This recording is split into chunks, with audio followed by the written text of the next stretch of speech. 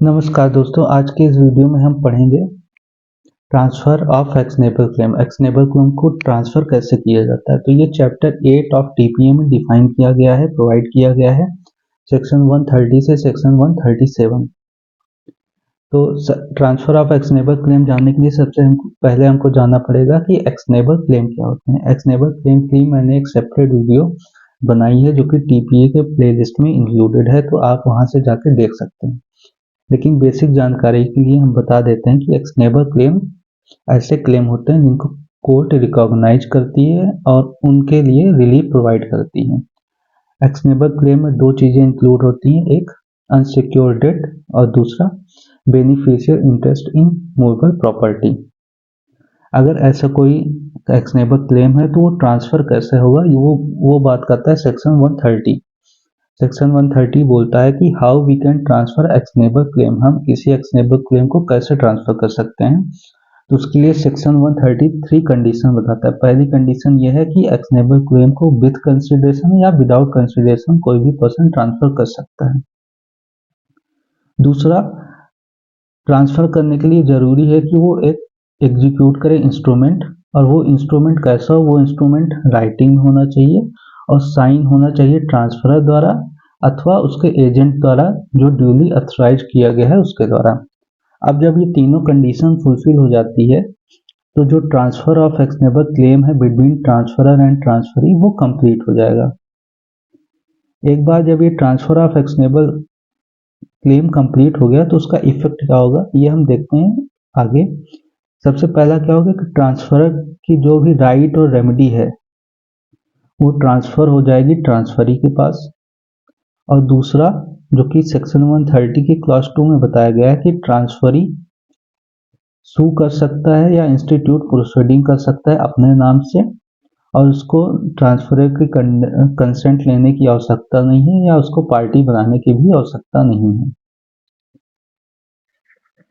अब सेक्शन 130 के प्रोविजो की बात करते हैं, जो बात करता है notice of transfer of actionable claim, कि अगर एक्शनेबल क्लेम को ट्रांसफर किया जा रहा है तो क्या उसकी नोटिस देना जरूरी है कि नहीं। सबसे पहले बात करते हैं नोटिस दिया किसको जाएगा।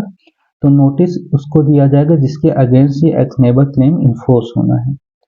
तो सेक्शन 130 बोलता है कि नोटिस देना कंपल्सरी नहीं है और ये ट्रांसफर ऑफ एक्शनेबल क्लेम की वैलिडिटी को भी अफेक्ट नहीं करता, लेकिन इसके कुछ बेनिफिट होते हैं। अगर आप नोटिस देते हैं तो उसके क्या बेनिफिट हो सकते हैं वो हम देख सकते हैं। तो उसके लिए दो कंडीशन हो सकती है, पहला कि जब नोटिस दी गई हो, और दूसरा जब नोटिस नहीं दी गई हो। अगर नोटिस दी जाती है, नोटिस देने के बाद भी डेटर जो है जो अमाउंट है वो ट्रांसफरर को पे कर देता है, तो इस केस में जो ट्रांसफरी है वो अपना अमाउंट डेटर से क्लेम कर सकता है। लेकिन दूसरी कंडीशन में यदि नोटिस नहीं दी गई है और एक्शनेबल क्लेम ट्रांसफर कर दिया गया है, ट्रांसफर करने के बाद डेटर जो है अपना जो अमाउंट है वो ट्रांसफरर को पे कर देता है, तो इस केस में जो ट्रांसफरी है वो डेटर से अपने अमाउंट को क्लेम नहीं कर पाएगा। तो यही बेसिक बेनिफिट है नोटिस देने का। इसलिए नोटिस देना कंपल्सरी नहीं है। नोटिस आप दे भी सकते हैं और नहीं भी दे सकते हैं, लेकिन अगर आप नोटिस देते हैं तो उसके आपको ये फायदे मिलेंगे कि डेटर अगर पेमेंट जो है एक्शनेबल क्लेम ट्रांसफर होने के बाद ट्रांसफरर को कर देता है तो ट्रांसफरी जो है उस पेमेंट को डेटर से क्लेम कर सकता है। अब आइए पढ़ते हैं सेक्शन 131। सेक्शन 131 डील करता है जो प्रीवियस सेक्शन में नोटिस की बात हुई है, उस नोटिस को सेंड कैसे किया जाएगा डेटर को या उस पर्सन को जिसके अगेंस्ट उस एक्शनेबल क्लेम को इन्फोर्स कराना है। तो सबसे पहले कंडीशन है कि नोटिस राइटिंग में होनी चाहिए और साइन होनी चाहिए ट्रांसफरर के द्वारा या उसके एजेंट के द्वारा। लेकिन अगर ट्रांसफरर साइन करने से मना कर देता है तो उस केस में ट्रांसफरी के द्वारा साइन होनी चाहिए या एजेंट के द्वारा, और उस नोटिस में जो ट्रांसफरी है उसका नाम और पता लिखा होना चाहिए।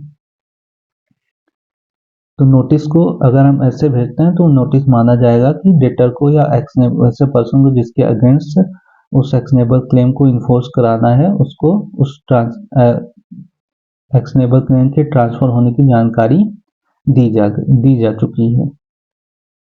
अब हम पढ़ते हैं सेक्शन 132। सेक्शन 132 बात करता है liability of transferee of actionable claim. अगर सेक्शन 130 में जो भी कंडीशन दी गई हैं और 131 के अकॉर्डिंग नोटिस दे दी गई है, तो ट्रांसफर की क्या लाइबिलिटीज होंगी।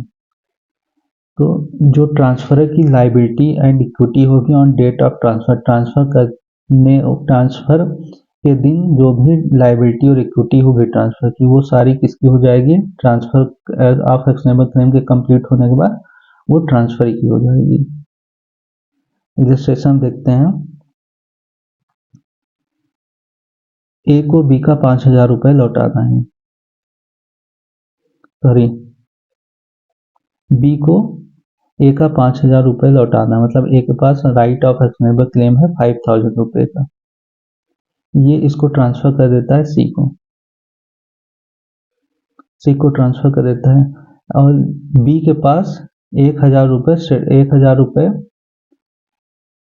और ए को बी का 1,000 रुपये देना है। तो मतलब बी के पास राइट है सेट ऑफ का 1,000 रुपये का सेट ऑफ का राइट है ए के अगेंस्ट।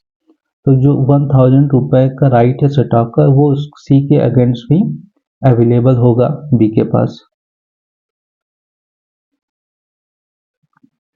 बात करते हैं सेक्शन 133। सेक्शन 133 बात करता है कि अगर ट्रांसफरर एश्योरेंस दे रहा है at time of transfer of actionable claim, कि जो डेटर है या पर्सन है वो कैपेबल है डेट को चुकाने के लिए, तो उस वारंटी की एप्लीकेशन कैसे होगी, उस वारंटी का एप्लीकेशन कैसे होगा। तो व्हेन ट्रांसफर विदाउट कंसिडरेशन, अगर एक्शनेबल क्लेम को बिना कंसिडरेशन के ट्रांसफर किया गया है, तो उस वारंटी का application time of transfer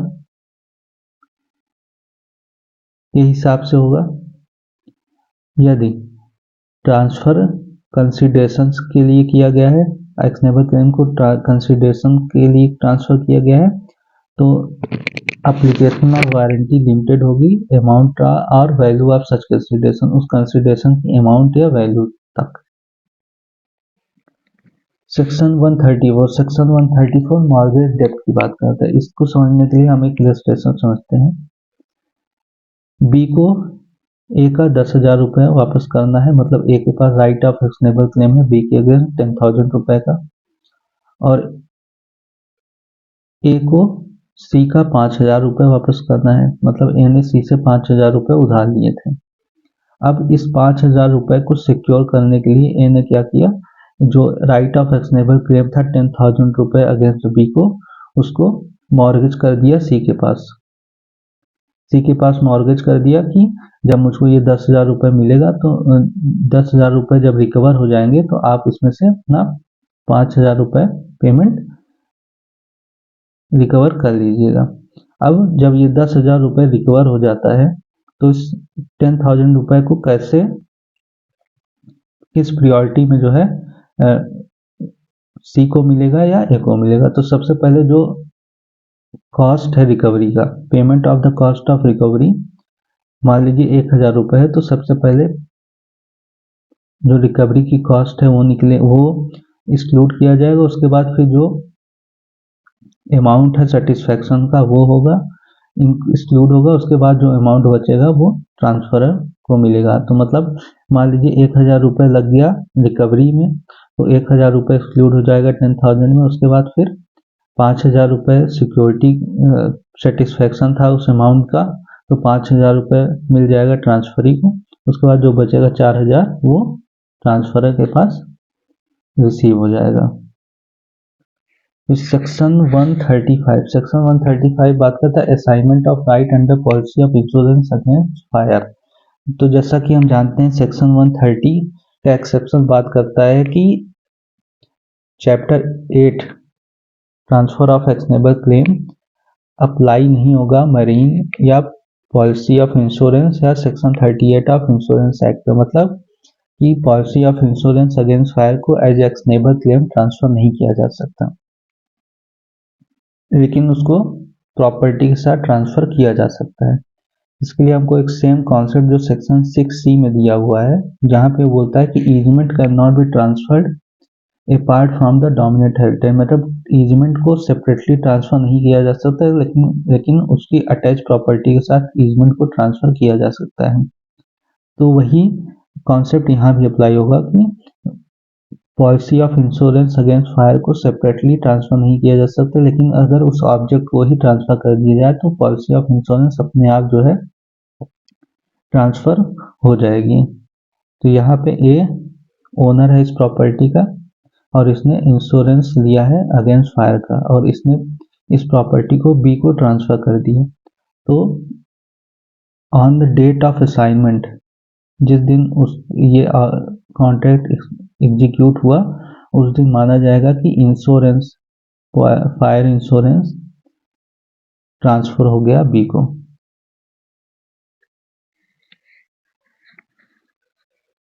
section 136 जो नेक्स्ट सेक्शन है वो बात करता है कि ऐसे ऑफिसर जो कोर्ट ऑफ जस्टिस से कनेक्टेड है वो एक्शनेबल क्लेम के इंटरेस्ट को ना रिसीव कर पाएंगे ना उसको इन्फोर्स करा सकते हैं, जैसे जज, लीगल प्रैक्टिशनर और other officer connected with the court of justice.